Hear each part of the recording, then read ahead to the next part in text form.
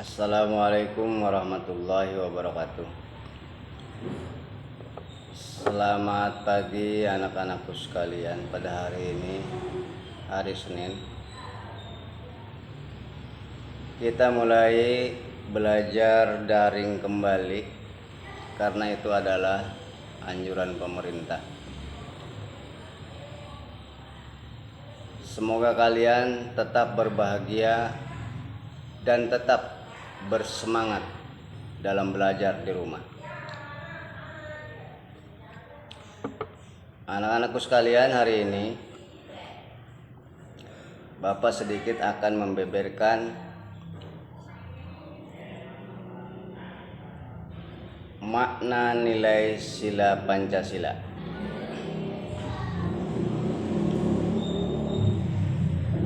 Kalian dapat membuka buku tema 7 di pembelajaran pertama subtema 1. Dalam kehidupan berbangsa dan bernegara, Pancasila mempunyai fungsi atau sebutan sebagai berikut.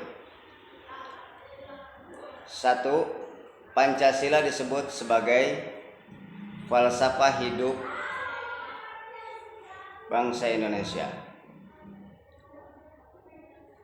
Yang kedua, disebut sebagai pandangan hidup bangsa Indonesia. Yang ketiga, disebut sebagai kepribadian bangsa Indonesia. Yang keempat, sumber dari segala sumber hukum. Yang kelima, cita-cita dan ideologi bangsa Indonesia. Yang keenam, sebagai dasar negara Indonesia. Kemudian nilai Pancasila tersebut dapat kalian terapkan, terutama sila yang pertama, Pancasila yang berlambangkan bintang, yaitu ketuhanan yang Maha Esa. Kalian terapkan dengan 1. Mempercayai adanya Tuhan yang Maha Esa. Yang kedua, menjalankan ibadah sesuai dengan agama yang kalian percaya atau kalian anut. Yang ketiga, mengembangkan sikap saling menghormati, kebebasan menjalankan beribadah menurut agama dan kepercayaannya masing-masing. Yang keempat, tidak memaksakan suatu agama pada orang lain. Yang kelima, meningkatkan rasa toleransi dan kerukunan sesama umat beragama. Yang keenam, saling tolong-menolong walaupun berbeda agama. Yang ketujuh, hidup rukun di antara umat beragama yang berbeda. Penerapan sila yang kedua, Pancasila. Sila yang kedua dari Pancasila adalah kemanusiaan yang adil dan beradab, dilambangkan oleh rantai.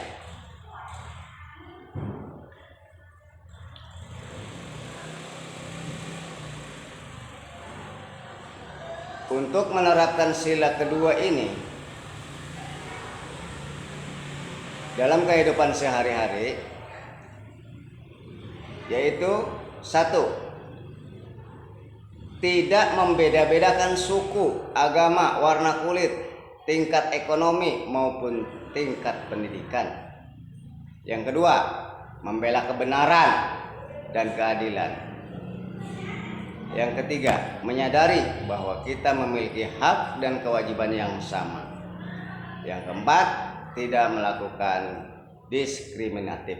Yang kelima, mengembangkan sikap tidak semena-mena terhadap orang lain. Yang keenam, menjunjung tinggi sikap tentang rasa dan tepa salira. Yang ketujuh, saling menyayangi dan mencintai sesama manusia. Yang kedelapan, bersedia melakukan kegiatan sosial kemanusiaan.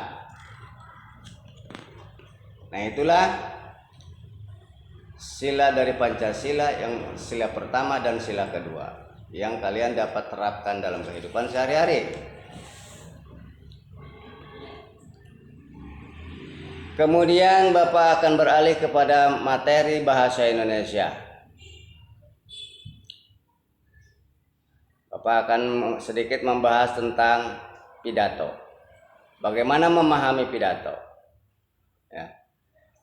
Berpidato juga mempunyai maksud dan tujuan, antara lain mendorong atau memberikan semangat kepada pendengarnya. Yang kedua, meyakinkan pendengarnya. Yang ketiga, memberitahukan suatu informasi kepada pendengar. Yang keempat, menghibur para pendengar. Nah, itulah tujuan daripada pidato. Kemudian,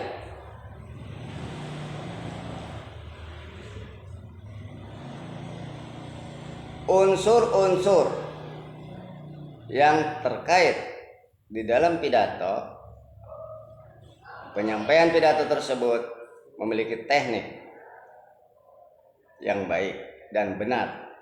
Teknik yang baik dan benar di dalam berpidato sebagai berikut. 1. Menggunakan bahasa yang baku dan mudah dipahami oleh pendengar.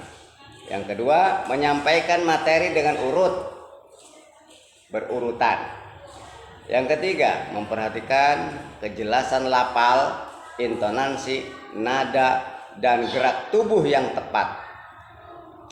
Yang keempat, menggunakan contoh dan analogi atau ilustrasi yang dapat memudahkan pendengar memahami informasi yang disampaikan. Yang kelima, menghindari pemakaian kata yang berlebihan. Jangan sampai kata tersebut berlebihan. Kemudian, hal-hal yang paling pokok dalam pidato.